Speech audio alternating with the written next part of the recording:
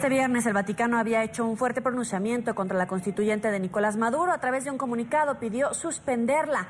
Dijo que realizarla condiciona el futuro de Venezuela. La Santa Sede lamentó la radicalización y el agravamiento de la crisis y señaló que el Papa Francisco sigue de cerca esta situación. La Secretaría de Estado Vaticano pidió a todos los actores políticos y en particular a Maduro que se asegure el pleno respeto de los derechos humanos y de las libertades fundamentales, como también a la Constitución vigente. En el texto reclama al régimen venezolano la creación de un canal humanitario, el reconocimiento de la Asamblea Nacional, actualmente controlada por la oposición, la liberación de los presos políticos y un calendario electoral. La Santa Sede pide a todos los actores políticos y en particular al gobierno que se asegure el pleno respeto de los derechos humanos y de las libertades fundamentales, como también de la vigente Constitución.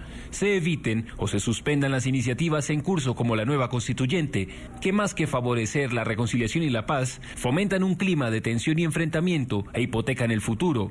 Se creen las condiciones para una solución negociada de acuerdo con las indicaciones expresadas en la Carta de la Secretaría de Estado del 1 de diciembre de 2016, teniendo en cuenta el grave sufrimiento del pueblo a causa de las dificultades para obtener alimentos y medicamentos y por la falta de seguridad.